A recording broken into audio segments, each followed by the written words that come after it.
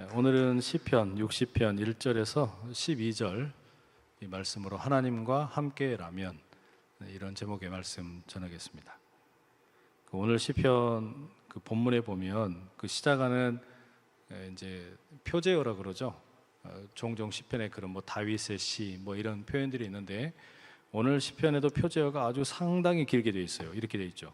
다윗이 교훈하기 위하여 지은 믹담, 인도자를 따라 수산 에웃에 맞춘 노래, 다윗이 아람 나하라임과 아람 소아와 싸우는 중에 요압이 돌아와 에돔을 소금 골짜기에서 쳐서 12,000명을 죽인 때에. 와, 길다. 그죠? 표제어가 얼마나 긴지 모르겠어요. 그러니까 시편 중에 150편의 시편 가운데 이렇게 긴 표제어를 가지고 있는 시편이 드물거든요. 그만큼 아주 특정한 상황을 염두에 두고 있는데, 그러니까 다윗이 왕 위에 있을 때 여러 나라들과 이제 전쟁을 하면서 이제 점령을 해 가거든요. 그 가운데 다윗의 장수 중에 요압이라는 사람이 에돔의 그 군대 12,000명을 죽인 사건과 관련이 있다. 이제 이렇게 지금 이 표제어가 달려 있어요. 그래서 9절의 말씀에 보면 오늘 본문에 누가 나를 에돔에 인도할까? 이제 이런 구절이 있는 걸 보면 실제로 어떤 에돔과의 전쟁, 이게 무언가 좀 이 시편과 연관이 있는 것 같아요. 그러면 이제 모든 시편을 우리가 다 그렇게 분석을 할 필요는 없지만 이 시편 60편의 역사적인 배경이 되는 본문이 어디일까? 이게 가만히 좀 살펴보면 사무엘하 8장 1절에서 14절 내용이 있고, 또 역대상 18장 1절에서 13절에 이 에돔과 다윗 군대 사이에 이 전쟁 관련된 내용들이 이렇게 소개가 되고 있어요.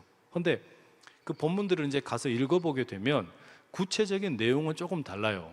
예를 들면 사무엘하 또 역대상 말씀에는 18,000명의 에돔 군대를 죽였다, 이제 이렇게 되어 있는데, 방금 우리가 봐왔던 이 시편의 표제어에는 12,000명이라고 되어 있잖아요. 좀 차이가 있고, 또 사무엘하에서는 다윗이 이 일의 주인공으로 이렇게 나오는데, 역대상에 가보게 되면 아비새가 그 요압의 자리를 이렇게 이제 차지하고 있는 그렇게 이 모습이 나와요.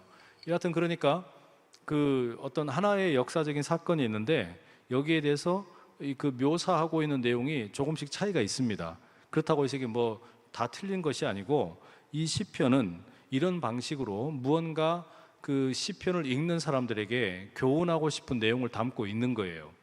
더욱이 오늘 이 시편의 5절에서 11절까지 이 내용은요, 완전히 똑같이 시편 108편의 6절에서 13절에 그대로 담겨 있어요.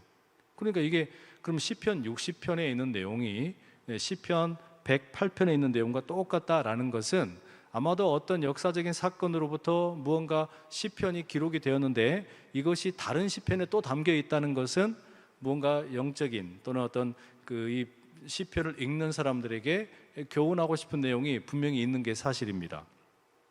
바로 그런 점에서 이 시편의 내용을 한번 그냥 차근차근 좀 읽어가면서 좀 말씀을 좀 나누고 싶어요. 일단 여러분, 우리 1절에서 3절까지 한번 같이 읽어보실게요. 우리 자막을 한번 띄워주시면 좋겠는데 1절에서 3절까지 말씀입니다. 자막 함께 읽겠습니다. 시작. 하나님이여, 주께서 우리를 버려 흩으셨고 분노하셨사오나 지금은 우리를 회복시키소서. 주께서 땅을 진동시키시사 갈라지게 하셨사오니 그 틈을 기우소서. 땅이 흔들림이니이다. 주께서 주의 백성에게 어려움을 보이시고 비틀거리게 하는 포도주를 우리에게 마시게 하셨나이다. 자, 여러분, 이렇게 우리가 처음 세 개의 구절을 읽었는데 이 느낌이 어떠세요? 무언가 지금 하나님에게 구하는 내용을 담고 있는데, 이를테면 여기에 여러분 지금 뭔가 하나님에 대한 이 어떤 뭔가 요구를 지금 하고 있어요. 근데 여러분, 앞서 우리가 시편 표제어에는 뭐라고 되어 있었냐면 에돔이라고 하는 나라의 군대와 지금 전쟁을 하는 그런 상황이란 말이에요. 그럼 그 전쟁을 하러 가야 되는 상황인데 지금 여기 나와 있는 내용은 어찌 보면은요, 과거의 뼈아픈 패전의 기억을 지금 떠올리고 있는 그런 내용입니다. 왜 그러냐면 1절이 뭐라고 되어 있었어요?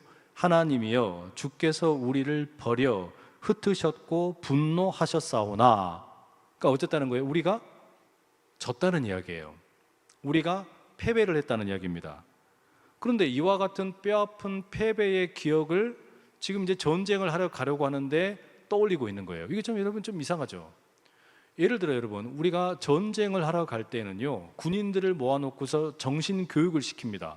그때 뭐라고 정신 교육을 시키겠어요? 우리는 다 이길 수 있다. 우리는 지금까지 계속 이겨왔다. 이런 이야기를 계속 하기 마련인데, 이 시편의 60편의 1절 딱 문 열린 거 보니까 이 전쟁을 출정을 앞둔 군대에 대해서 과거에 패배했던 쓰라린 역사를 떠올리게 만들어요.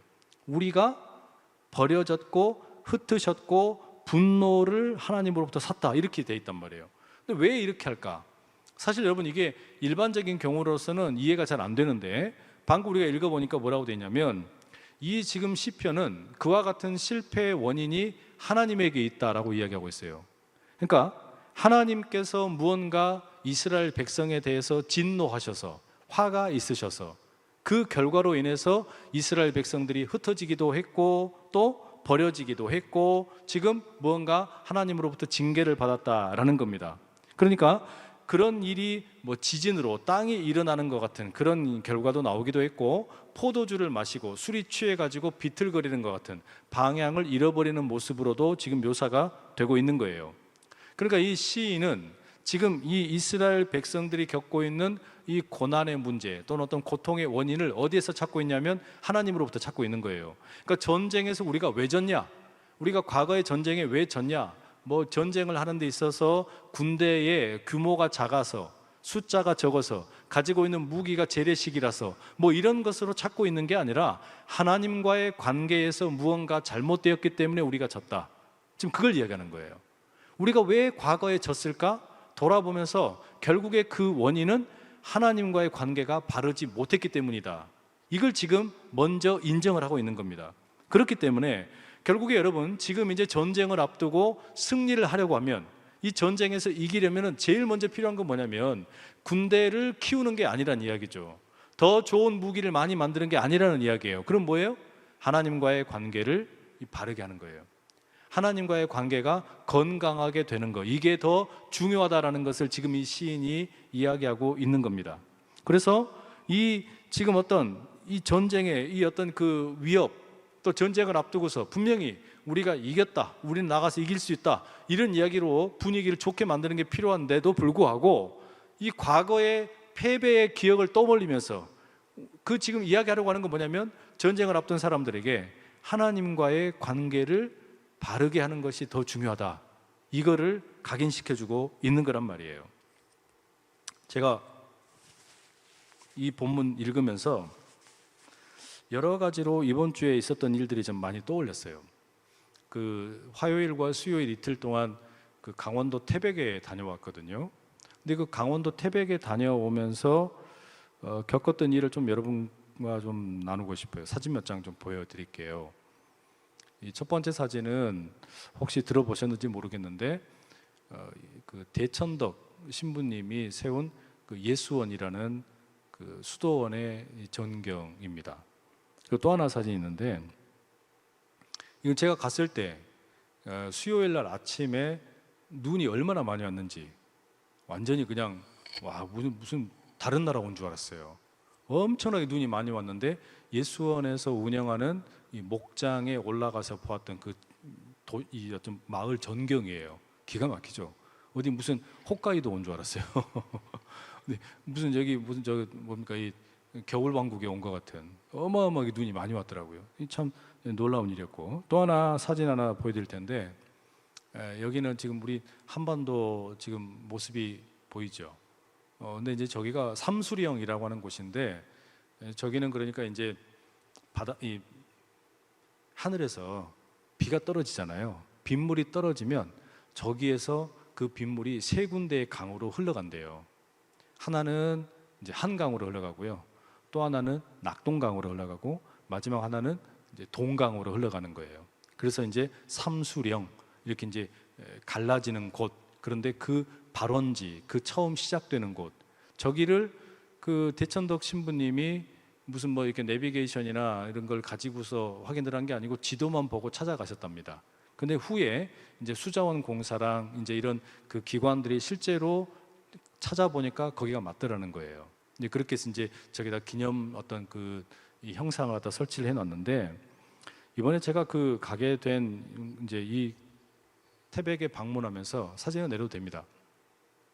세 군데를 갔다 왔어요. 하나는 앞서 사진에 보여드렸던 그 예수원이라고 하는 그 수도원 공동체이고, 또 하나는 삼수령 센터라는 곳이고, 그리고 마지막 하나는 이제 네 번째 강 문화연구원, 뭐 이렇게 이제 세 군데를 갔다 왔어요.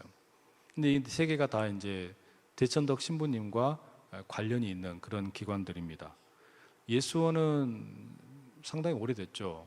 1960년대부터인가 그곳에 있었는데, 이제 많은 젊은이들이 신앙에 대한 어떤 회의를 갖고 있거나 또는 세상에 대해서 답답한 마음을 가지고 있던 이들이 그 하나님을 깊이 체험하기 위해서 어떤 그 침묵 기도와 노동, 이런 어떤 그 과정들을 통해서 하나님을 만났던 그런 어떤 자리입니다. 그리고 이제 삼수령 센터라는 것은 아까 보여드렸던 그 이 사진이 있었잖아요. 빗물이 떨어져서 이렇게 이제 세 갈래로 갈라지는 그런 어떤 지점이 있는데, 이 삼수령 센터라는 곳은 대천덕 신부님의 아들인 벤 토레이 신부님이, 이분은 이제 동방교회에 소속되어 있는 분인데, 그분이 이제 세운 설립한 단체예요. 그리고 이제 네 번째 강 문화연구소, 여기도 이제 같이 연관이 되어 있는 건데, 그게 이제 무슨 의미를 담고 있냐면, 태백에서 빗물이 떨어져 가지고 하나는 한강으로 가고 하나는 낙동강으로 가고 하나는 동강으로 가서 남한에 이렇게 이제 물줄기를 형성을 한단 말이에요. 그런데 네 번째 강이 필요하겠다. 여기에서 네 번째 강이 나와야 된다. 어디로 가는 강이겠어요? 북한으로 가는 거예요. 북한으로 가는 네 번째 강물이 필요하다. 생명의 강물이 필요하다. 마치 에스겔에 나오는 성전으로부터 나오는 것들 생명의 강물처럼, 또 그 이 창세기에 기록되어 있는 에덴 동산으로부터 발원된 네 강의 이 물줄기가 있는 것처럼 그 네 번째 강이 필요하다라는 거예요. 우리 민족이 살기 위해서, 저 북한 땅을 살리기 위해서.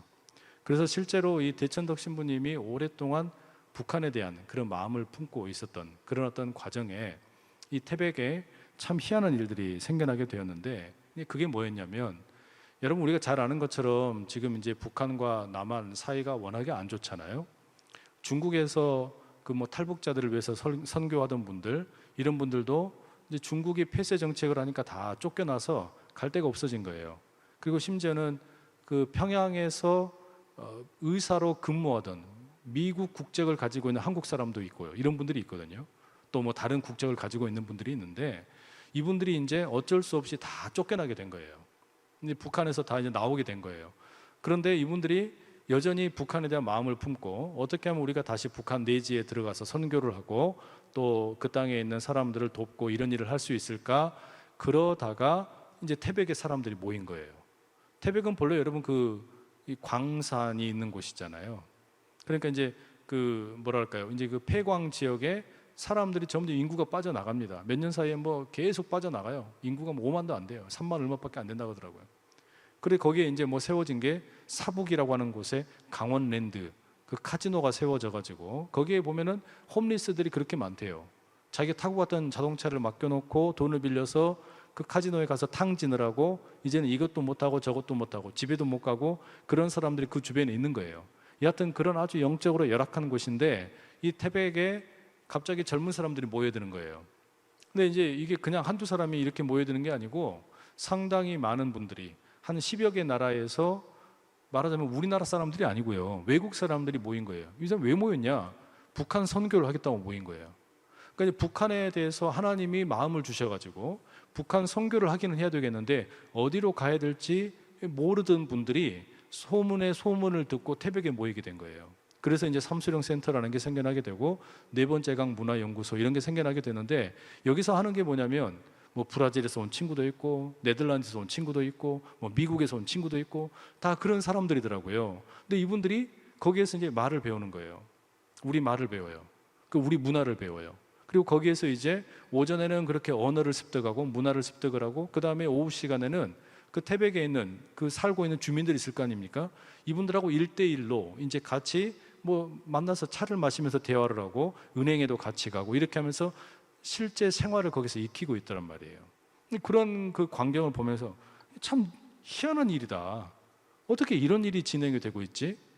한국 땅인데 우리 땅에 와서 우리가 제일 관심을 가져야 될 북한을 위해서 세계 곳곳에서 와가지고 선교하겠다고 이렇게 헌신하는 젊은이들이 있다는 게 놀랍더란 말이에요.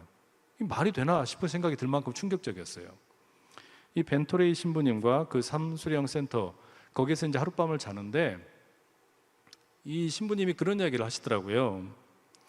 본인이 뭔가 답답한 마음이 있었대요. 왜 저 북한에 저 김일성, 김정은, 중간에가 누구죠?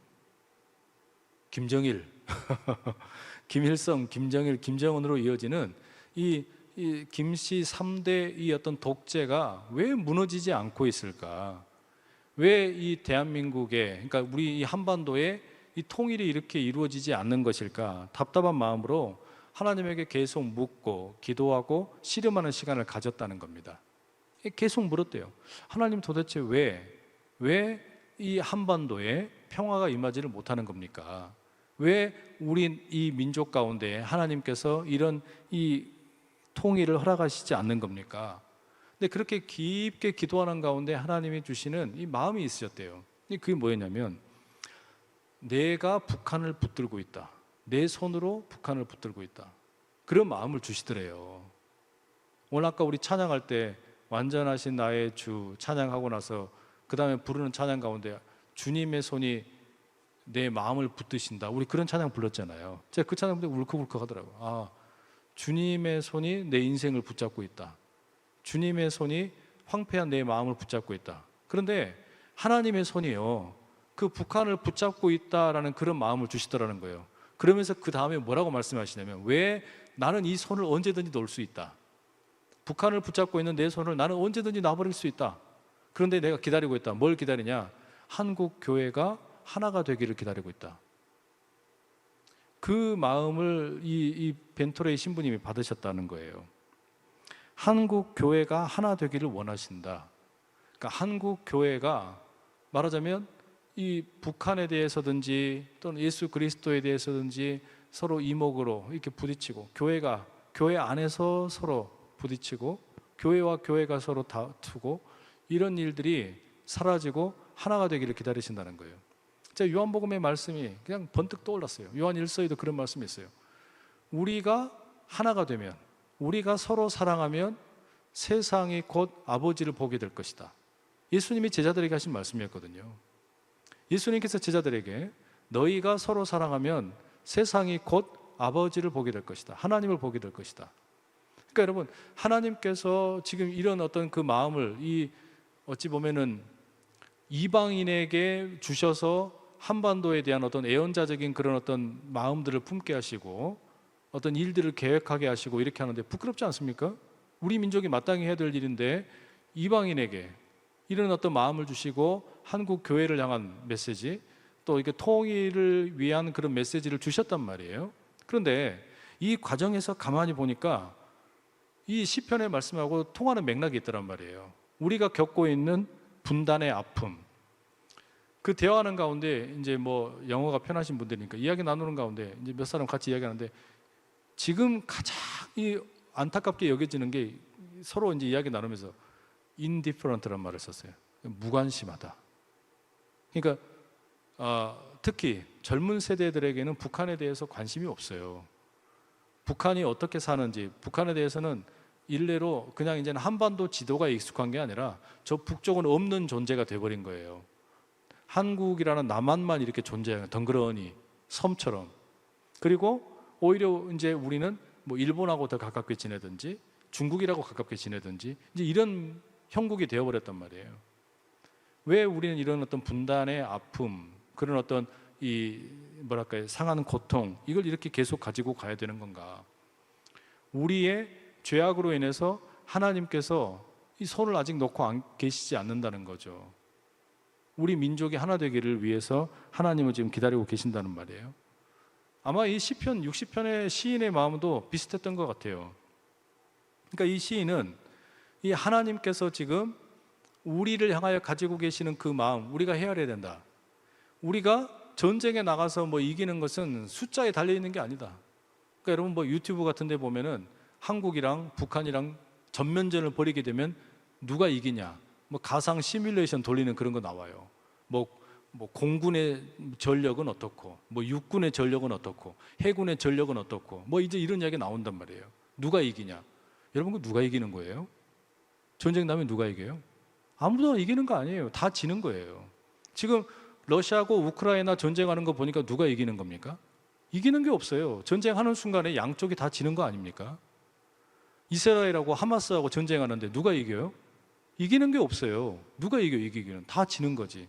싸우는 순간 다 양쪽이 다 패자가 되는 겁니다. 그런데 어느 한쪽도 물러서려고 하질 않아요. 그러니까 계속 아주 그냥 지지부진한, 평화는 온데간데 없고 그냥 너무나, 그러니까 어떻게 됩니까? 이제 평범한 민간인들만 계속 피해를 입는 거예요. 이게 여러분 전쟁의 비극입니다. 근데 전쟁이 끝난 지가 벌써 이제 70년이 지나갔는데 1950년에 이 한국 전쟁이 발발하고 이렇게 이제 70년이 이미 다 지나가 버렸는데도 불구하고 우리는 지금 이제는 휴전 상태라는 것도 잊어버리고 우리가 맞닥뜨리고 있는 현실, 여러분 우리나라가 무슨 그러니까 코리아 디스카운트 뭐 이런 말 겪잖아요. 삼성전자가 세계적인 기업인 것은 맞지만 그러나 이 한국에서 만약에 혹시라도 여러분 전쟁이 난다면 우리나라에 있는 기업들 다 어떻게 되겠어요? 초토화되는 거죠. 여러분 가지고 있는 부동산 어떻게 되겠어요? 아파트 어떻게 될 것 같아요? 초토화되는 거예요. 그냥 끝나는 거예요. 양쪽이 다. 근데 이런 이 우리 어떤 그 나라의 형편에서 보면 우리나라의 제1 과제 중에 하나는 평화 아니겠습니까? 남한하고 북한하고 싸우지 않고 어떻게 해야 우리가 평화롭게, 힘으로 우리가 저쪽을 제압을 한다고 되는 게 아니고, 이건 여러분 영적인 문제라는 거예요. 하나님과의 관계에서 우리가 과연 바로 서 있는지 그걸 우리에게 물으신단 말이에요. 이들 가운데 하나님께서 뭐 지진이 일어나게 만들고 심지어는 무슨 막 포도주를 먹고 비틀거리게 만든다, 이 말이 너무 막 와닿는 거예요. 하나님께서 우리에게 우리가 포도주에 취해가지고 길을 비틀거리고 있는 것처럼 이렇게 만들고 계시는 거예요. 그러니까 우리가 하나님의 마음을 헤아리지를 못하는 거죠. 하나님의 마음이 어디에 있는지, 하나님께서 지금 우리에게 주시려는 마음이 어디 있는지 말이죠. 바로 그것을 이 시인이 전쟁을 앞두고 이제 출범하려고 하는 이 군대를 향하여서 호소하는 거예요. 숫자 가지고 하는 거 아니다. 무기 좋은 걸로 전쟁하는 거 아니다. 우리는 하나님의 그 마음과 하나님과의 관계가 바르게 되어 있는지, 이게 우리의 핵심이다. 여러분 이게 가장 중요하다는 거예요. 그리고 난 다음에 이제 4절과 5절에 가보시면 이렇게 되어 있죠. 제가 읽어드릴게요. 4절 5절. 주를 경외하는 자에게 깃발을 주시고 진리를 위하여 달게 하셨나이다. 셀라. 주께서 사랑하시는 자를 건지시기 위하여 주의 오른손으로 구원하시고 응답하소서. 여기 보면 이 시인이 하나님에게 우리를 좀 구해 주십시오 그러면서 두 가지를 호소합니다. 그게 뭐냐면 경외라고 하는 것과 사랑이라는 거예요. 경외라고 하는 것은 우리가 하나님을 향하여 가지고 있는 태도예요. 그러니까 우리가 하나님을 경외하고 있고, 그 다음에 사랑이라고 하는 건 뭐냐면 하나님께서 우리를 향하여 가지고 계시는 어떤 마음이에요. 우리는 하나님을 향하여 경외를 하고 하나님은 우리를 향하여 사랑을 베풀고 계시는데 이 두 가지가 있으니 하나님에게 구원의 요청을 하는 겁니다. 그래서 하나님에게 도와달라고 그러는 거예요. 그래서 1절에도 회복해달라고 그랬고 2절에도 이 갈라져 버린 땅을 메워달라고 그랬고, 그리고 4절에 가면 이 참 그 재미있는 말씀이에요. 4절 한번 같이 한번 다시 읽어보실게요. 함께 읽습니다. 시작. 주를 경외하는 자에게 깃발을 주시고 진리를 위하여 달게 하셨나이다. 깃발을 준다, 그다음 진리를 위하여 달게 했다. 이게 무슨 말인지 잘 이해가 안 되시죠? 근데 이걸 좀 풀어보자면 이런 뜻이에요. 여러분 이 말은, 자 이제 우리가 전쟁을 하러 갑니다. 전쟁을 해서 적진을 향하여 이제 막 제1진이 막 달려갈 거 아닙니까? 그러면 적들이 가만히 넋을 놓고 있겠어요? 아니죠. 이 달려오는 군사들을 막기 위해서 뭘 하냐면 당대의 전투에서 이제 활을 쏘는 거예요. 활을 쏴서 이 이제 궁수들이 그 1차 방어선을 막 구축을 하는 거란 말이에요. 그때 이 공격으로 아군이 피해를 입지 않도록 그 화살이 날아오는 걸 보고서 퇴각 신호를 주는 게 뭐냐면 그게 깃발이에요. 깃발. 이 깃발을 흔들어서 이 군인들이 그 화살로부터 피해를 입지 않고 마땅히 피할 수 있게 전열을 가다듬을 수 있도록 도와달라는 거예요. 그래서 4절 말씀을 세번역 성경은 이렇게 번역을 해놨더라고요. 아주 재밌어요. 화를 쏘는 자들에게서 피하여 도망치도록 깃발을 세워서 주님을 경외하는 사람들을 인도해 주십시오. 이러면 우리 이제 개역 개정보다는 훨씬 더 이해가 쉽죠. 그러니까 전쟁을 하면서 지금 적진을 향해 달려가다가 화살이 날아올 때 우리 아군들을 보호해 주십시오. 그 깃발이 재빨리 올라가서 피할 수 있도록 그 사인을 보고 피할 수 있게 해달라는 거예요. 그리고 5절에 보면 하나님이 우리를 사랑하시지 않습니까? 이걸 호소하면서 뭐라 그래요? 하나님께서 우리의 구원자가 되어 주십시오. 이걸 계속 호소하고 있는 거예요. 자, 그러자 하나님께서 뭐라고 말씀하시냐? 하나님의 말씀에 대한 내용이 이제 6절부터 이렇게 나와요. 하나님의 신탁의 말씀이에요. 하나님께서 백성들을 향하여 말씀하시는데 이렇게 지금 하나님, 우리는 하나님을 경외합니다. 그리고 하나님은 우리를 사랑하지 않습니까? 그러니 우리를 도와주십시오 라고 간구하는 이 백성에게 하나님께서 뭐라고 대답을 하시냐? 여기에 보면 하나님이 스스로를 어떤 용맹스러운 장수처럼 이 백성들에게 드러내십니다. 그래서 6절 말씀 이렇게 되어 있어요. 하나님이 그의 거룩하심으로 말씀하시되 내가 뛰놀리라. 내가 세겜을 나누며 숫꽃 골짜기를 측량하리라. 여기 제일 먼저 하나님 하신 말씀이 뭐냐면 거룩함 가운데 말씀하신다. 성소에서 하신다. 또 다른 번역에는 그렇게 되어 있어요. 근데 여기에서 제일 먼저 하나님이 주시는 말씀이 뭐냐면 내가 뛰놀리라 그렇게 되어 있어요. 뛰논다. 여러분 뛰논다라는 게 이런 배경에서 보면 지금 뭐겠어요? 내가 너희들이 가는 그 전쟁터에 함께 뛰어다니겠다 이런 의미예요. 너희들이 싸우는 그 전쟁터에 내가 함께 뛰어다니겠다. 근데 여러분 이 지금 시편이 지금 기록되고 있는 이 당시에 그 고대 근동 지역에서는 사람들의 전쟁이 아니라 신들의 전쟁이라고 생각을 했어요. 그러니까 우리가 예를 들어서 이스라엘이 이집트하고 전쟁을 하면 이스라엘의 하나님과 이집트의 신이 같이 싸우는 거예요. 그러니까 우리의 싸움의 승패는 누구에게 있냐면 나의 신이 누구냐? 우리가 이기면 나의 신이 이긴 거예요. 우리가 지면 나의 신이 진 거예요. 그렇게 생각을 했단 말이에요. 그러니까 신들의 전쟁 이런 배경으로 신화적인 그런 이해를 가지고 있었는데 여기에 하나님이 뭐라 그러세요?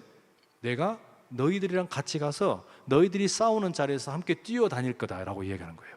함께 뛰어다닐 거다. 얼마나 기가 막힌 말씀이에요. 여러분, 여러분이 싸워야 되는 그 전쟁의 자리에 하나님께서 함께 뛰어다니심을 믿으시길 축복합니다. 여러분이 싸우는 그 자리가 그냥 여러분 홀로 버려져 있는 자리가 아니라 그냥 나 혼자서 이게 지금 아무런 뭐 보급 부대도 없이 그냥 나 혼자서 그냥 서바이벌 해야 되는 그런 자리가 아니라 하나님께서 뛰어다니시는 그런 은혜의 전쟁터 되시기를 축복한단 말이에요. 그래서 하나님은 절대로 우리가 전쟁하는 자리를 수수방관하는 분이 아니다. 이걸 먼저 말씀을 하시는 거예요.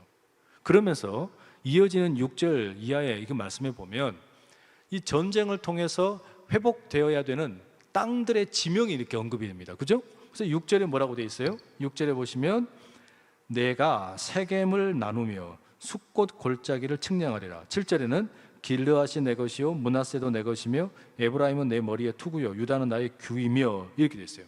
6절과 7절에 나오는 이 지명들을 가만히 보면 세겜이라고 하는 것은 에브라임의 땅인데 북이스라엘의 수도 역할을 했던 곳입니다. 아브라함이 가나안 땅에 처음 들어왔을 때 여기에서 하나님의 음성을 듣고 약속을 받았던 곳이에요. 또 요셉이 자기 뼈를 애굽에다가 묻어두지 말고 이제 이스라엘 백성들이 출애굽을 할 때 가지고 나가라 했을 때 여호수아 시대에 요단강을 건너서 세겜 땅에다가 장사를 지냈어요. 그만큼 중요한 의미를 담고 있는 곳입니다. 그리고 숫꽃은 요단 동편에 있는 곳입니다. 그러니까 요단 서편이 되었든 요단 동편이 되었든 다 어떻다는 겁니까? 여긴 다 내 거다. 하나님께서 여기는 이스라엘 하나님의 땅이다. 이렇게 얘기하시는 거예요. 그리고 결국에 7절에 가면 이제 그러면 하나님께서 이 전쟁을 진두지휘하시는데 이 전쟁 가운데서 하나님의 그 손과 발이 되어서 싸우는 그 하나님의 군대가 누구냐? 7절에 보면은 그 이스라엘 군대를 묘사할 때 요단 동편에 므낫세, 길르앗이 나오고 또 이 요단 서편에 유다와 이제 에브라임이 나오는데요. 이 모습을 보면 그 다윗의 통일 시대 가장 큰 어떤 그 영토를 거느렸던 그런 모습들을 떠올리게 만드는 거예요. 그러니까 잃어버린 것을 다 회복하게 하실 것이다. 가만히 보세요, 여러분. 이걸 시편 60편의 이 말씀을 만약에 이제 여러분 북이스라엘이 아수르에 의해서 멸망해 버린 뒤에 읽으면 무슨 느낌이 들겠습니까? 아, 하나님께서는 반드시 우리에게 잃어버린 걸 회복하게 하실 거다. 또 남유다가 바벨론에 의해서 패망해 버린 다음에 이 이스라엘 백성들이 저기 바벨론의 포로로 끌려간 상태에서 이 시편을 읽는다면 무슨 느낌이 들겠어요? 맞아, 우리 하나님은 전쟁에 능하신 하나님이시다. 이 하나님은 우리의 북이스라엘과 남유다, 요단 서편과 요단 동편 이 모든 곳을 다 회복시키시는 그 하나님이시다. 이걸 읽으면서 여러분 어떤 생각이 들겠어요? 우리 하나님은 살아계신 하나님인데 우리가 혹시 하나님과의 관계 속에서 틀어진 게 있어가지고 하나님으로부터 우리가 멀어져서 혹시 우리가 지금 이런 자리에 처해 있는 건 아닌가 회개하게 되고 돌이키게 되고 하나님을 향한 탄원을 하면서 하나님 우리를 다시금 회복시켜 주세요. 하나님 우리를 돌이켜 주세요. 지금 그러니까 가장 온전했던 다윗 왕국의 통일 시대를 생각을 하면서 이 그림을 보면 그 이후 시대의 이 말씀을 어떻게 읽었을까 하는 게 막 너무 뼈저리게 느껴지는 거예요. 마찬가지로 여러분 우리가 지금 그러니까 이 시편을 읽는 게 우리나라 이 민족이 저 남한과 북한이 나누어져 있는 상태가 되어버렸고 그냥 자유를 잃어버린 공산주의에 의해서 완전히 지배를 당하고 있고 우리는 이 땅에서는 세속주의가 그야말로 그냥 어찌 보면 삐뚤어진 자유가 방관하는 것 같은 그런 시대를 살고 있는데 이런 시대를 보면서 우리가 안타까워하고 나서 또 함께 울고 민족을 위해서 운다는 건 무슨 의미냐면 하나님께서 이 민족 가운데 우리를 불쌍히 여기셔가지고 수많은 선교사들을 보내시고 이 땅에 교회를 세우시고 그래서 저 평양이 동방의 예루살렘이라고 불렸을 만큼 하나님의 역사가 강력했던 곳인데 평양에 신학교가 있었던 곳인데 어쩌다가 우리나라 이 민족이 이렇게 되어버렸을까? 우리는 무사 안일주의에 빠져가지고 어찌 보면 이걸 다 잊어버렸단 말이에요. 무관심해진 거예요. 우리의 과거를 다 잊어버린 거예요. 하나님께서는 그러니까 삼천리 방방 곳곳에 모든 교회의 십자가가 올라가고 모든 곳에서 하나님을 찬양하고 예배하는 그런 모습을 우리에게 이미 다 보여주셨는데 우리가 이걸 다 잃어버린 거예요. 얼마 전에 우리 그 전도대 개강하는 날 이제 화정 마을에 가가지고요 그 식사를 우리 전도대 임원들이랑 같이 했어요. 근데 거기 갔더니 종소리가 들리더라고요. 점심시간이라고 종소리가 들리는데 이게 어디서 들리는 건가? 그 식당 주인분에게 여쭤봤더니 뭐라 그러냐면 이게 교회의 종소리라는 거예요. 화정마을에 있는 화정교회에서 울려 퍼지는 종소리였어요. 감리교거든요. 근데 거기서 이 종소리가 들린 거예요. 제가 깜짝 놀랐어요. 아니 어떻게 이게 지금도 이렇게 울려 퍼집니까? 이건 뭐 한 100년 동안 치니까 계속 치는 줄 알고 있어요. 이러더라고요. 그러니까 시골이니까 그게 가능했겠죠. 그죠? 그런데 이 종소리를 왜 치냐? 이 종소리를 치는 이유가 뭐였냐면 일을 하던 어르신들에게 그 동네 주민들에게 지금 12시입니다. 점심 먹을 시간입니다. 이걸 알려주려고 종을 친다는 거예요. 그 종소리가요 옛날엔 이거 우리가 다 듣고 살았던 건데 옛날에 이거 우리 시골에서 늘 듣던 건데 이 종소리가 사라져버린 거예요. 우리가 도시에 살다 보니까. 근데 이 종소리가 사라지고 그러다 보니까 어떻게 된 겁니까? 이 교회가 가지고 있던 공적인 역할도 약해져 버린 것 같고 점점 이렇게 되니까 어떻게 되냐면 하나님에 대해서 무관심해져요. 교회에 대해서 무관심해지는 거예요. 이 세대가 그렇게 되는 거예요. 저 북한 땅에 우리 동포들이 있다는 것도 잊어버리는 거예요. 근데 여러분 우리가 시편 60편 읽으면 뭐라 그래요? 내가 하나님 말씀하시는 거예요. 내가 장수다. 내가 뛰논다. 이 땅에서 내가 지금 뛰논다. 그런데 이 영적인 전쟁을 하는데 하나님 뭐라 그러시냐면요 저 에브라임이 뭐라고 그러냐면 7절에 보시면 에브라임은 내 머리에 투구다. 내 군대에 말하자면 큰 어떤 그 전쟁의 도구란 이야기예요. 그 다음에 유다는 나의 규다. 규라는 것은 임금의 그 지팡이 호를 말하는 겁니다. 그러니까 이걸 통해서 내가 통치할 것이고 에브라임을 통해서 내가 전쟁할 거다 이런 말씀이거든요. 그러니까 여러분 남한과 북한이 서로 멀어져 있는 게 아니라 하나님의 계획이 어쩌면 그 속에 있는 거 아니겠어요? 하나님께서는 북한의 저 교회를 통하여 내가 이 땅에 영적인 전쟁을 싸울 것이고 남한의 교회를 통하여 통치하겠다 이 말씀하시는 거나 마찬가지란 말이에요. 그러니까 이 말씀이 있는데 우리 현실이 너무나 뼈저리게 다가오는 거예요. 그렇구나. 근데 이걸 다 잊어버리고 살았구나. 우리가 한 민족이라는 것도 잊어버리고 하나님의 이 어떤 그 사랑을 받은 우리 민족이 어쩌다가 이렇게까지 다 돼버렸나 그런 생각이 드는 거예요. 그래서 묘하게 이번 주에 그 태백을 갔다 오면서 그런 마음이 계속 드는 거예요. 하나님께서는 이렇게 우리가 이런 마음을 잊어먹고 망각을 하고 있으니까 이방인들을 불러다가 우리를 깨우시는구나. 이방인들을 불러다가. 저 브라질에 있는 처녀가요, 그 청년 자매가 그 땅에서 이 성령의 불길이 지금 남반구에서 엄청나게 뜨겁게 일어납니다. 브라질에 막 수많은 영혼들이 막 그냥 하나님에게 막 부르짖는 거예요. 근데 여러분, 왜 이분들이, 세계의 여러 수많은 사람들이 왜 북한 땅에 오겠다고 그런 줄 아세요? 하나님이 나를 부르셨는데 내가 선교지를 가고 싶은데 이 세상에서 제일로 오지가 어디냐? 이 세상에서 제일로 그 하나님으로부터 멀어져 있는 곳이 어디냐? 가만히 지도를 펴놓고 보니까 그게 북한이더래요. 그래서 그 마음을 주시니까 한 번도 들어본 적도 없는 곳이고 뭐가 어떻게 생긴지도 모르는 곳인데 돈도 없는데 이런 형제들이, 자매들이 그 태백에 모여 있더란 말이에요. 기가 막힌 거예요. 기가 막힌 거예요. 저기가 선교의 오지구나. 저기가 그렇게 하나님으로부터 너무 멀어져 있는 곳이구나. 그게 안타까워서 다른 땅에 있는 사람들이요, 하나님의 그 부름을 받고서 거기에 그냥 완전히 자기 삶을 드리겠다고 목숨을 내놓고 와 있더라니까요. 그러면서 뭐라 그러냐면요, 우리의 목적은 단지 북한에 선교하는 게 아니라 한반도의 평화가 되게 하여 주십시오. 이렇게 기도하고 있더라고요. 너무 기가 막혔어요. 결국에 여러분, 그러니까 지금 이 시인의 이 기도를 가만히 읽어가다 보면은요, 이게 남의 이야기가 아니에요. 우리 이야기예요. 이스라엘의 이야기가 아니라 우리 민족의 이야기인 것처럼 느껴지는 거예요. 너무 기가 막힌 거예요. 우리가 지금 우리 한국 땅에 와 있는 탈북자가 한 3만 5천 명 된다 그래요. 많죠. 그러니까 북한에서 이렇게 뭐 중국을 통해서 오신 분들이든 어떻게 되었든. 그런데 하나님의 관심사는요, 탈북을 해서 지금 여기 살고 있는 분들도 이 땅에 잘 정착하는 것도 있지만 하나님의 마음이 지금 어디에 있는 거냐면 저 북녘 땅 전체가 어떻게 하나님께로 돌아오게 될 거냐. 하나님께서는 우리 민족이 통일만 되면 뭘 못하겠어요? 경제적으로, 또 뭐 사회적으로, 문화적으로 우리가 함께 가지고 있는 역량이 너무너무 많은데, 근데 우리가 하나 되기를 원하시는 게 하나님에게 더 큰 과제란 말이에요. 우리가 얼마든지 할 수 있는데, 하나님께서 언제든지 정권을 무너뜨린 건 일도 아닌데, 그런데 우리가 과연 준비가 되어 있느냐? 하나님이 지금 우리에게 물으시는 것 같단 말이에요. 이건 여러분, 뭐 이 어떤 통일에 대한 것만 그러겠습니까? 그렇지 않죠. 모든 경우에 다 해당해요. 하나님께서 뭔가 붙잡고서 아직 놓지 않는 여러분에게도 그런 일들이 있으실 수 있어요. 이게 분명히 하나님과의 관계 속에서 뭔가 문제가 생긴 건데 이게 왜 아직 풀리지 않고 있는 걸까? 왜 하나님께서 이 잡고 있는 손을 놔주시지 않는 것 같을까? 거기는 뭔가 여러분 이유가 있단 말이에요. 뭔가 우리가 하나 되지 못해서, 이거를 받아들일 만한 준비가 되어 있지를 못해서, 남편과 아내 사이에 뭔가 틀어진 문제가 있어요. 이 문제가 금방 해결될 것 같은데 해결이 안 되고 있는 이유가 있단 말이에요. 우리가 그걸 받아들일 준비가 되어 있질 않아서. 내 사업장에 뭔가 지금 붙들려 있는 문제가 있어요. 금방 해결될 것 같은데 안 풀려. 왜 안 풀릴까? 과연 이걸 내가 받아들일 만한 준비가 되어 있는가? 이걸 우리에게 지금 묻고 있는 거 아니냐 말이에요.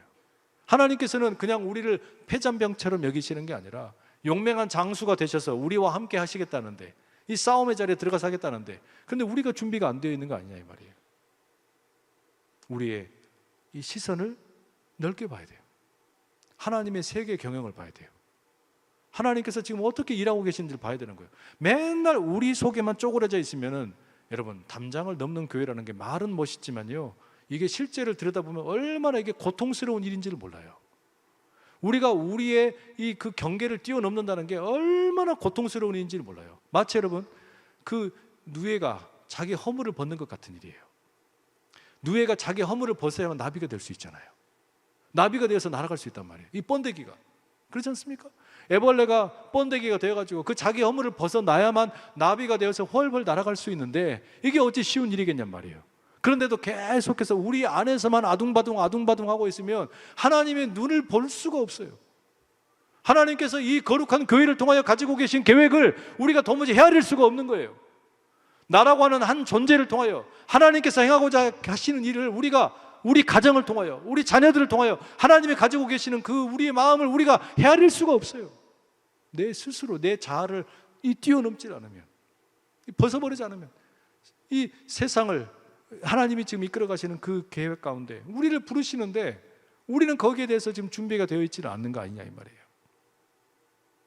마지막에 9절부터 11절까지 보면 이렇게 되어 있어요. 누가 나를 이끌어 견고한 성에 들이며 누가 나를 에돔에 인도할까? 하나님이여 주께서 우리를 버리지 아니하셨나이까? 하나님이여 주께서 우리 군대와 함께 나아가지 아니하시나이다. 우리를 도와 대적을 치게 하소서. 사람의 구원은 헛됨이니이다. 하나님께서 말씀을 주셨어요. 내가 너희들의 전쟁터에 함께하는 용맹한 장수가 되겠다. 내가 이 모든 영토를 다 나의 영토로 회복하겠다. 하나님이 주신 마음이에요. 여러분에게도 그 마음이 언제나 전달되길 축복합니다. 여러분의 삶의 자리에. 그런데 아직 이 약속의 말씀은 있지만, 소망의 약속은 있지만 이게 이루어진 건 아니에요. 그렇죠? 현실은 냉혹해요. 이루어진 건 없어요. 그렇기 때문에 하나님의 말씀을 받았는데 다시 탄식을 하는 거예요. 다시 하나님에게 구하는 거예요. 하나님, 우리에게 이 일이 속히 이루어지도록 우리를 도와주십시오. 이 시인이 탄식을 하는 겁니다. 약속은 받았어요. 근데 이것을 이제는 견뎌내는 거예요. 이겨내는 거예요. 오며 가며, 그 태백을 오며 가며 어느 선교사님과 같이 이제 대화를 나누는데, 화해, 평화, 이걸 위해서 일하는 분들이 크게 4가지 단계를 갖고 있대요. 그 첫 번째 단계가 뭐냐면요, 우리 모두가 다 새로운 피조물이 되었다. 예수 그리스도로 인해서 새로운 창조자가 되었다. 새로운 창조물이. 그러니까 우리가 이제는 옛사람을 버려버리고 새사람이 되었다는 거, 이걸 확인시키는 게 첫 번째고요. 두 번째가 문제는 뭐냐면, 역사적으로 우리의 삶에 과거로부터 지금까지 무슨 과거의 내 쓴뿌리라든지 아픔이라든지 상처, 이거를 대면하는 시간을 갖게 만든대요. 그리고 세 번째가 뭐냐, 그 다음에 이것을 하나님께서 이겨내게 하시고 결국은 우리를 온전히 회복시키실 거다. 소망을 함께 꿈꾼대요. 그 마지막 4번째가 뭔지 아세요? 4번째는 함께 견디자. 그러니까 여러분, 우리의 신앙이라는 게 그렇잖아요. 우리가 이 예배 시간에도 함께 약속의 말씀을 받는 것처럼, 그런즉 누구든지 그리스도 안에 있으면 새로운 피조물이다. 내가 새로운 피조물이 됐다는 건 이제 하나님으로부터 받은 선물이에요. 그리고 내 삶의 과거로부터 쭉 돌아보면서 내 아픔이 되었든 상처가 되었든 그거를 직면하고 대면하는 시간이 필요하고, 그리고 그 다음에 하나님은 반드시 나를 회복시키실 것이다. 이 소망을 붙드는 게 필요하고, 마지막이 뭐냐, 마지막은 견디는 법이래요. 견디는 법. 지금 이 시인과 이스라엘 민족 전체가 바로 그 마음을 가지고 하나님을 구하는 거예요. 하나님께서 우리를 구원하실 것이다. 그러면서 11절에 뭐라 그러냐면, 다시 한번 읽어볼게요. 11절 함께 읽습니다. 시작. 하소서. 사람의 구원은 헛됨이니이다. 이 마지막 표현이 참 너무 의미가 있어요. 사람의 구원은 헛된 것이다. 사람을 통해서 주어지는 구원은 헛된 것이다. 우리는 사람으로 인해서 이루어지는 일들에 대해서 너무나 실망한 적이 많다. 하나님의 구원을 우리에게 허락해 주십시오. 그걸 구하는 거거든요. 그리고 마지막 12절에 가면 이렇게 다짐을 합니다. 개역 개정 번역이 좀 별로예요. 그래서 새번역 성경으로 한번 같이 한번 읽어보실게요. 자, 자막 나옵니다. 시작. 하나님께서 우리와 함께 계시면 우리는 승리를 얻을 것이다. 그가 우리의 원수들을 짓밟을 것이다. 하나님께서 우리와 함께 계시면, 오늘 제목이에요. 하나님과 함께라면. 여러분, 세상에서 가장 맛있는 라면이 뭐예요? 하나님과 함께라면. 세상에서 가장 강한 라면은요? 하나님과 함께라면. 세상에서 가장 능력 있는 라면도 하나님과 함께라면. 세상에서 가장 감동적인 라면도 하나님과 함께라면. 믿으십니까? 하나님과 함께라면. 시인은 이 하나님의 도우심, 하나님과 함께라면 우리가 능히 이 전쟁에서 이길 수 있고 승리할 수 있습니다. 이 고백을 하는 거예요. 여러분, 바라기는 우리의 이 예배가 날마다 하나님과 함께라면 이걸 확인하는 시간 될 수 있기를 축복합니다. 삶의 무거운 짐을 짊어지고 일주일 동안 여러 가지 스트레스 받는 일도 있고 답답한 일도 있고 그런 마음 가지고 우리 예배드리러 오잖아요. 그러나 여기에서 우리가 확인하는 건요, 사람의 구원은 헛된 겁니다. 이걸 확인하고 그 다음에 뭐라고 고백하는 거예요? 하나님과 함께라면. 하나님과 함께라면 우리는 다시 일어설 수 있습니다. 하나님과 함께라면 우리가 저 높아 보이는 산도 정복할 수 있습니다. 왜냐? 이 전쟁터에 우리 하나님께서 용맹한 장수가 되셔서 우리를 이끌어 주시기 때문입니다. 이 고백이 날마다 넓혀날 수 있기를 축복합니다.